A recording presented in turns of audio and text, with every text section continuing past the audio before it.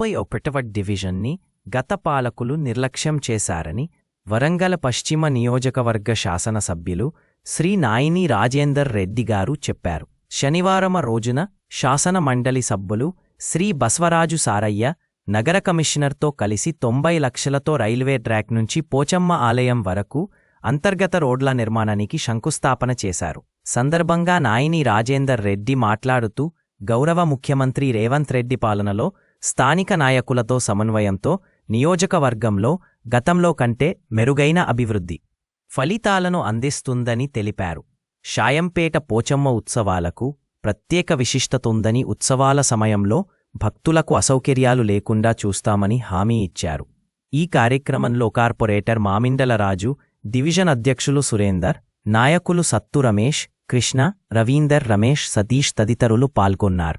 ప్రజాపాలనలో భాగంగా షాయంపేటలో గతంలో ఎప్పుడు ఏ ప్రభుత్వాలున్నా నిర్లక్ష్యానికి గురయ్యేది. ఒక గ్రామీణ వాతావరణంతో కూడుకునే విధంగా ఉండేది తప్ప దానిని పట్టణంలో భాగము పట్టణంలో తిరిగి అభివృద్ధి చేయాలి అనేది ఏ రోజు కూడా ఎవరు కూడా ఆలోచన చేయలేకపోయారు. సరే ఏదేమైనా ముఖ్యమంత్రి రేవంత్ రెడ్డి గారి ఆదేశాల అనుసారం ఇక్కడ ఉన్నటువంటి మంత్రులు, జిల్లాల ఎమ్మెల్యేలు, ఎమ్మెల్సీలు అనుసారణ కానివ్వండి, అందరం కూడా కలిసికట్టుగా మేము చేయడంలో భాగంగానే ఈరోజు షాయంపేటలో ప్రతి గల్లీలో కూడా మేము ఒక రోడ్డుని చేయగలిగినాం, రోడ్డు పోయించగలిగినాం. మరి ఇవాళ 31వ డివిజన్లో ఇదే డివిజన్లో పోచమ్మ అనగానే షాయంపేటలో చాలా ఘనంగా జరుపుకుంటుంటారు. ఎక్కడెక్కడో పిల్లలు ఎక్కడెక్కడో ఉన్న ఊర్లలో ఉన్న వాళ్ళందరూ కూడా ఆ రోజు ఇక్కడ ఊర్లోకి వచ్చి కుటుంబ సభ్యులతోటి పాలు పంచుకుంటుంటారు సంతోషంగా.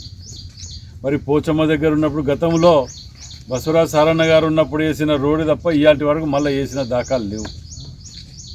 మళ్ళీ ఇవాళ అమ్మవారు మరి నాతోటి ఈ పని చేయించుకుంటానికి కావచ్చు సుమారు 90,50,000 రూపాయలని మళ్ళీ ఇవాళ షాయంపేటలో ఈ రోడ్డు ఇక్కడ నుంచి సిటీ ఊళ్ళోకి పోయేదాకా ఇది చేసే విధంగా చేసిన అది కూడా ఈ 18వ తారీఖు లోపల కంప్లీట్ చేసి ఇచ్చే విధంగా కూడా కాంట్రాక్టర్ తోటి ఒప్పందం జరిగింది. అమ్మవారి దయ నా ద్వారా ఈ గ్రామ ప్రజలకు సేవ చేసుకునే అదృష్టం కల్పించినందుకు నిజంగా కూడా అమ్మవారికిను మరియు గ్రామంలో ఉన్న ప్రజలందరూ కూడా అక్క చెల్లెలందరూ కూడా పేరు పేరు నమస్కారాలు. రియల్గా ప్రతి సంవత్సరం ఇక్కడ రావడం ఆనవాయితీ. నాకు అమ్మమ్మ గారి ఇల్లు ఇక్కడ అత్తగారు ఊరు కనుక బై బర్త్ నుంచే ఇక్కడ ఉన్న మిత్రులందరితోటి నాకు స్నేహితం, సంబంధాలు, రిలేషన్స్ ఉన్నాయి. నేను ఒకరోజు మంత్రిగా వచ్చినప్పుడు చాలా బురదలు వచ్చాం మేము జీపులు అందరూ పోలీసులతో. సెకండ్ టైం నేను బురదలు రావద్దు అనుకొని ఇమీడియట్లీ నేను ఢిల్లీ ఉన్నప్పుడే కమిషనర్ ఆఫీసర్ చెప్పి ఇలా ముందు గ్రావెల్ రోడ్ వేసాం. తర్వాత వేయాలిగా చాలా అదృష్టం. అందులో పోచమ్మ పోచమ్మ ఉంటాయి అన్ని వరంగల్ అంతా, అంటే ఎక్కడ పోయినా పోచమ్మ పెట్టుకుంటూ ఉంటాం మనం. కానీ అమ్మ పెట్టుకున్న పోచమ్మ కాదు, శాశ్వత స్వయంభూమి ఎక్కడ కనివేన రీతిలో ఎక్కడ లేదు, ఇక్కడే ఉంది అమ్మవారు. అందులో గుడి ఎందుకట్లే అడిగితే ఏమన్నారు పెద్దవాళ్ళందరూ ఏమంటారంటే గుడి కట్టడానికి వీళ్ళు అమ్మవారు యాక్సెప్ట్ చేస్తలేదు అనే విషయం చెప్తున్నారు.